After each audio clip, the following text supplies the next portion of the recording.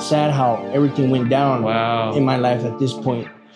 Because, while I'm dealing with my problems, my own issues, my mom didn't know I was outside. I was 5 months homeless. Homeless, oh man. Drinking in the streets, and I didn't know what to do. I picked up my old habits. I found a connect. I had to find a way to make money. Thank you guys so much for joining us for part 2 of Albert's story, breaking the cycle of addiction. If you haven't seen part 1 of Albert's story, you can find the links in the descriptions below. In the previous chapter, we discussed Albert's early life and the influences that shaped him as a man. Like many of us who face hardships, he developed ways to cope. And while we recognize addiction as one of those forms of coping, there are many ways. And quite frankly, sometimes disguised as habits we convince ourselves are harmless. So let's dive right in.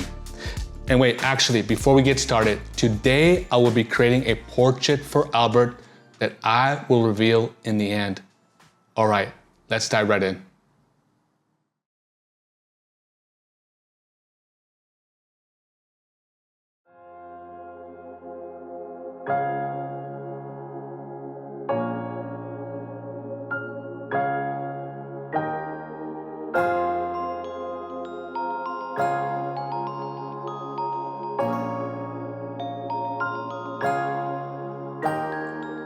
After high school, Albert traveled to Texas to find a new lease on life. Looking at himself in the mirror and seeing a shell of himself, he managed to shake off the demons in the grip of meth. Shortly thereafter, he returned to California, where he built a new life with his girlfriend in a blended family, stepping into the role of a solid father figure. It's kind of crazy because I was taking care of my mom's also, and I was putting up with, 6, 7, 8 girls in the house. 8 girls in the house. So mom, fiance, 9? You count them? So mom, fiance, 6 daughters. Wait, where am I at? I got 8 people. Oh, and then 8. Your son? No, my son, he has his own place. His own place. Yeah, So 8 people? 8, yeah. My mother-in-law. Oh, and your mother-in-law too. That's 9, right? That's 9, yeah. So you had your mom and your mother-in-law. Yeah. Oh, bro, I'm out of there, bro. I'm out of there. You can't let me go in there. Everybody would tell me that, man, but I had. I don't know how you did it, dude. I did it because I was very patient. I was learning as I went. I was very patient, and I became a humble man. Yeah.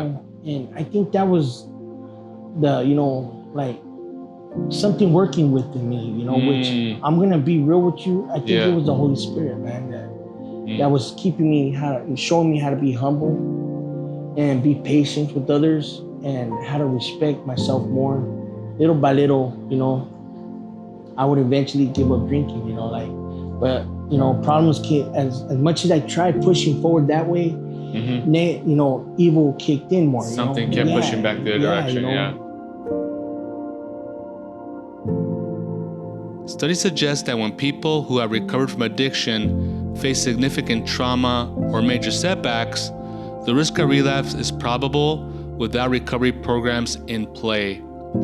It's like the old rat park experiment with a twist.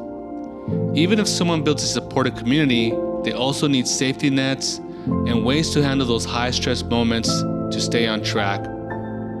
So we would argue all the time, and I ended up being behind a dumpster, living on the streets, drinking, because I became drinking more and more in my 20s, my late 20s.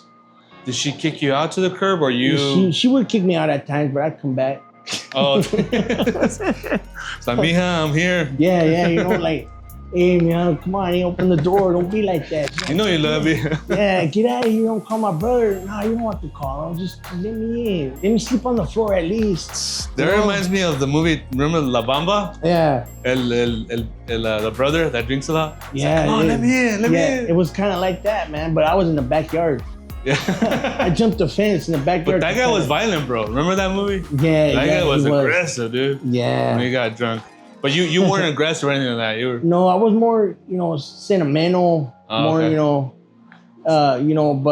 like I'm a Leo, so I stood my ground regardless, but I stand my ground, but but other than that, like, I was in the backyard, let me in, shit, I'm gonna call my brother. No, and I'm like, who do you have in there?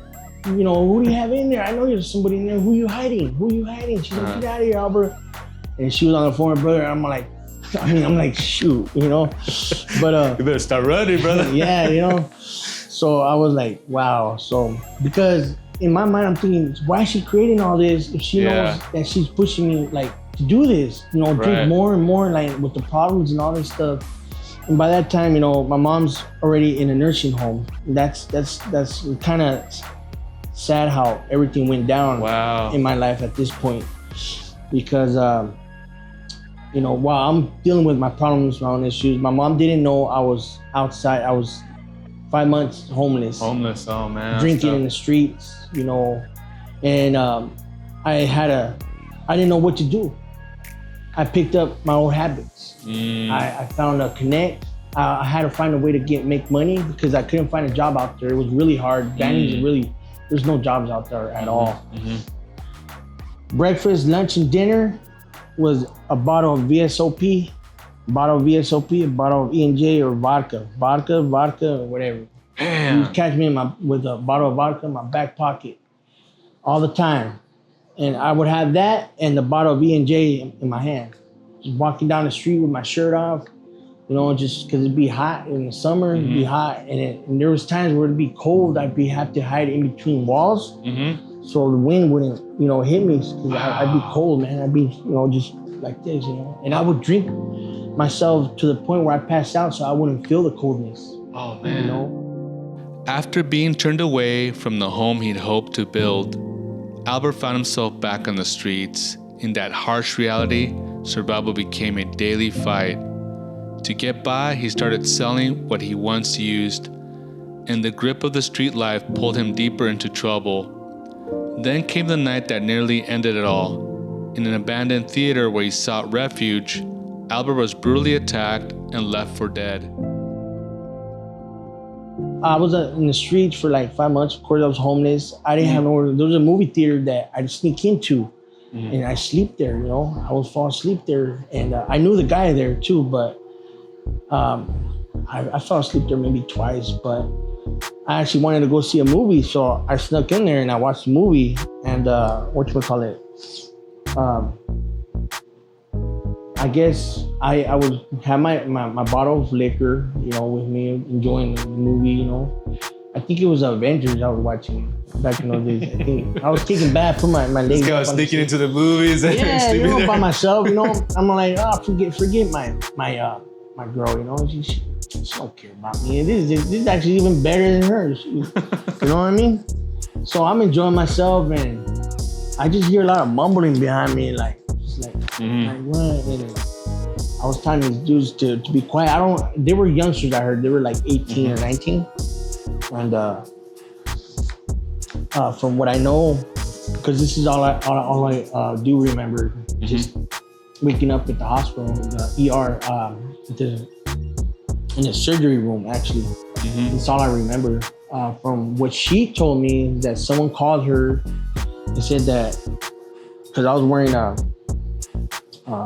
corduroy sandals, the corduroy slippers. I was wearing those and some shorts, some cut-off sweats, and a shirt. That's it. And my socks, my long socks, and I guess the neighbor called her and told her, "Hey, I think your husband's outside." Excuse me. Like your husband's outside on the floor. There's blood everywhere. Oh, and the cops and the firefighters are here, and she's all wet. And she came, and she's all. And this is what she told me. That the neighbor called her, and she lifted up my hand. She said, "Albert, can you hear me? Can you hear me?" And I was like, "Wow, I don't even remember all that, And all I remember is waking up and the surgeon waking me up, and her being right by my side, and she told me. I looked at her and I'm like, "What's going on?" And the surgeons are like, well, Albert, Mr. Hernandez, I have good news and bad news. Which one do you want to hear? And I'm all, well, let me go with the bad news. And he's like, well, first of all, I'm going to give you a mirror so you can see what you look like right now. And look. As I'm looking in the mirror, I'm all bandaged up and sewed up right here and everything. And I had my eyes like sewed, like, you know, have you seen a scary movie where, you know, stitch up your eye too? Yeah, so I guess they cut off my cheek and they put screws somewhere around here and they put that plate. And then I never seen it, you know, so I was all bandaged up. So as I'm looking, the doctor's explaining to me the bad news. So, well, you're gonna have a titanium metal plate in your left side of your face for the rest of your life. Wow. And I started crying. Tears were coming out of my eyes, you know, and your nose is broken. And yes, and I'm like, well, what's the good news? You know, well, you're with the best surgeon in Palm Springs, and I'm gonna fix you up. I'm gonna make you look good like you were before, maybe even better. Nice. And I don't know if when you saw me, if you could tell that I have. I can't tell until you told me you had like hit here, like a very little difference from the other side. Yeah, it's a little bit, huh? You can just tell a tad bit, dude. But I can't tell until you told me about the story. I didn't know that. So that's good. He did a good job, dude. I appreciate it, man. Thank you. He would let the old chueco, you know, like one side hanging. Reflecting back, the surgery was a relief and a second chance he wasn't sure he would have. But it didn't paint the full picture after what seemed to be his lowest point. And eventually, he went back to living in the streets amongst the homeless. I was sleeping in abandoned motels by myself, and there was homeless people there too. And just one time I was throwing up blood and crapping out blood, and I was feeling sick like every day. I got to the point where I couldn't, liquor wouldn't, I couldn't. You couldn't drink at all anymore? I couldn't drink no more. I would throw up blood, just nothing but blood. The size of Jello, like chunks of Jello. Eesh, man, that's serious, dude. And I was sick, and I was really bad, bro, really, really bad. And I was really, really out of it, man. And I just couldn't do it no more. I was trying to get a job, even the way I was. I found myself, especially in the rainy days, it was hot. So I stopped selling, drugs and all that stuff, because I told myself, this is not me. I wanted to change. This is not the direction that I was looking for. I didn't want to go backwards. I wanted to have a wife, take care of my girls, and then move to a bigger house. Albert found himself at a point where he thought nothing good could happen. And just when it seemed like there was no way out, an unexpected prayer came along. I didn't want to live that lifestyle in the city of Banning, where I thought everything was gonna, me and my ex-fiancée were gonna be something else, But like I said, it didn't turn out that way. So I went back to behind the dumpster, just kicking it right there. I'd be sitting down or whatever, drawing, drawing, just probably smoking a cigarette, which I thank God I quit that habit too. And then I just see a white SUV pop up out of nowhere. I read it on the side. It says County of Riverside. I was like, oh. And he got off. And I think I had a beer right there too. I had a Mike's and Ike's or something like that. And I was sipping on that, but I wasn't like drinking hardcore. I was just having one. It was probably not even like done yet. And she comes up to me. The lady comes up to me. She says, "Are you hungry?" I'm like, "Yeah." I accepted it, because before I wouldn't. I wouldn't accept it. I would be too angry or mad, upset. And not at the people, but just I didn't want to talk to nobody. And I accepted their food, and they're like, "Do you need clothes, or anything like that?" And I was like, "Man, you know what I really need? I need help. I want to get off these streets, and I don't want to be in the streets no more. Can you take me somewhere?" She's like, "Yeah, of course." And I'm like, "You can?" So I was like, she's like, "Yeah, we'll take you right now. Let me make one phone call." So she made a phone call. I'm all, "Can I drink the rest of my beer?" And then she's all like, "Yeah, you can drink the rest of your beer, and just get rid of it. After that." And I was like, "Okay." So soon I drank it. I ate the sandwich, whatever. She put the clothes back. She's all, "Hop in. We're gonna take you to I think it's called the Ark, right here somewhere." Right. By the Lowe's. Yeah, right there. But she took me there. I did 2 months there, but they give us these little classes that we take there, and while I was there, I was, while I educated myself, and I love to read. Reading is one of my strengths. Mm-hmm. So I did that, and we would go to these classes where they teach us about being addicted, or what do we want. They're trying to prepare us for work in the outside world, And, that's cool. And then we'd have like 3 periods. One would be about that, and the next one would be about how alcohol and drugs affects our lives and what it does to our bodies and stuff like that, And I picked up on there like, wow, I didn't know that I was pretty much hurting myself until I knew, but I didn't know really what I was doing to my body. You know what I mean? I knew I was hurting myself, but I didn't know what it was hurting inside and all this stuff. But I during that time where I was in the streets and everything, I developed cirrhosis. Albert was finally receiving treatment for his addiction at a county rehabilitation center, the Ark in Riverside. On his journey towards recovery, he began to understand the toll his addiction had taken on his body, when suddenly he received a call he never expected. Like all this time, I found out, my mom passed away, in a nursing home. I tried to talk to her, So you were in the Ark while that happened? Yeah. Oh man, sorry to hear that, dude.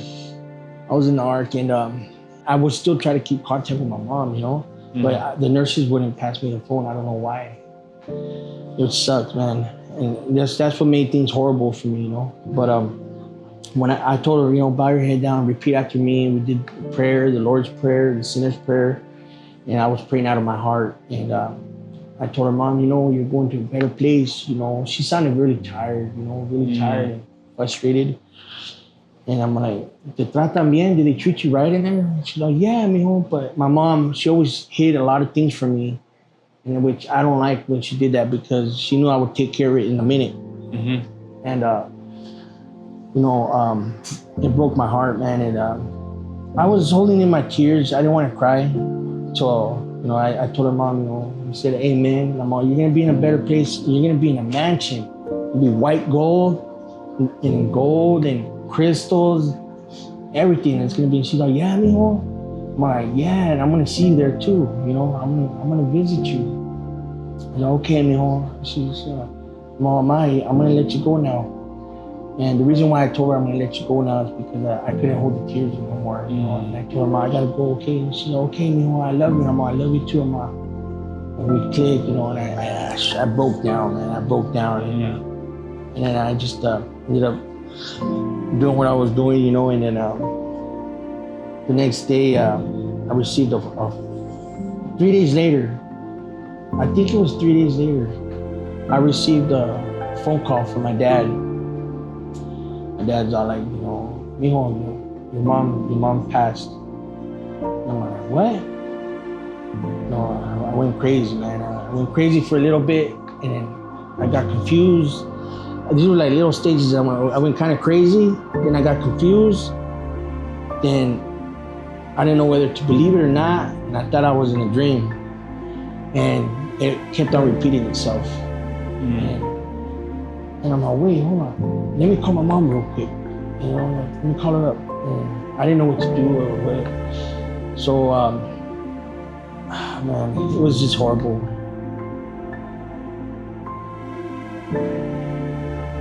You know, so at the Ark, I picked up on that, you know, drinking was affecting my life, and it sure did affect my mother's life too. And I was trying to get her away, but in my way, you know, which the way she got away from it is by being in the hospital, you know, and that's the way she stopped drinking. For some people, recovery is a journey fought for a lifetime.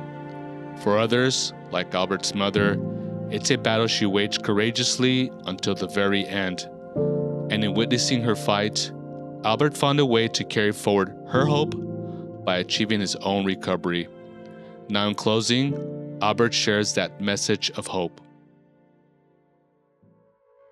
Well, whenever you feel trapped, or you don't have nobody, or you just feel like you're stuck and you can't make it out of it, you know, that negative lifestyle that has us brainwashed that we have to live that way.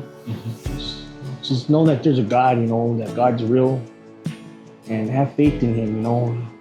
Just have a faith, you know, the size of a little piece of rice like that. That's how big your faith gotta be, you know. That's all. And trust in him, you know, with all your heart. Just give all your burdens to him. And, you know, he'll make miracles happen. Not when we want it, but when the time is, you know, the time is right there. You know, when the time is ready for us to, like, you know, it's just. I know a lot of people that are stuck in an addiction. It's really hard, and I know because I was one of them. And what I did, I just started having faith, and I got tired of that lifestyle. I cried out to him, and things didn't come the way I wanted it to be. It had to be through him, you know. And as soon as I just started believing and having faith in him, and things didn't happen right away, immediately, but it happened throughout his timing, you know. And sure enough, little by little, I got my own place now. I got my job. I got my car. You know, I got everything that I lost. You know, everything that I lost, I gained it back. And so I can be pretty much an example of what people out there that feel like they can't regain. God will bless you 3 times more what you had. You know, like, you just gotta have faith. Change is possible, and recovery from addiction isn't something we have to face alone. There are plenty of programs out there ready to support you, and many of them faith-based. So please don't hesitate to reach out and find the help you need. You got this. And now for the big reveal. Damn, bro. That looks exactly like my mom, bro. Damn, homie. Damn, dog. The picture of my jefita. Rest in peace. You know, miss her dearly. You know, she's loved and adored. You know, it's my mom's. All right, my brother. Stay blessed, man. Hope you love it, man. I got the other portrait that I did of you as well. I got you. Oh my God, I got bro. you. You did this? Yes, sir. I did it yesterday. I was all night and just working on it. This is my mom, homie. Damn, dog. Now you can put it in your wall, bro. Hell yeah, it's going up on the wall, homie. This is my headphone right here, dog. All right, brother. Oh Love my you, God, man. dog. What do you want, dog? Nah, don't worry about it. Hey, don't worry about it, man. You're good. I'll take care of it. Don't worry about it, bro. You know? I just wanted to give you that, man. Thank you for your story, man. Thank you for sharing your story. You know?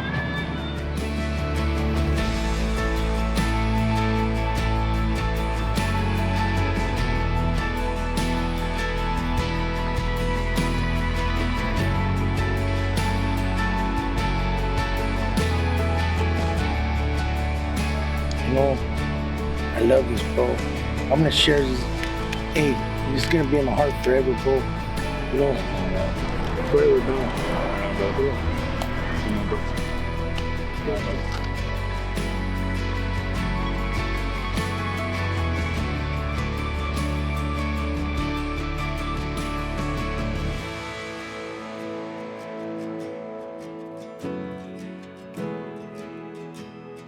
Thank you guys so much for sticking around till the end. If you guys enjoyed Albert's story and believe in stories like his, please hit like, subscribe, and share. We are currently sitting at about 40 subscribers, and I'm very thankful for each and every one of you. It really does mean a lot to me. So I'll do my best to keep creating content every week and stories that resonate with you guys. I'll see you guys on the next one. If you haven't seen part 1 of Albert's story, you can click up here. And if you want to see the video time-lapse of the charcoal painting I did of Albert's mom, you can click down here. Thank you so much.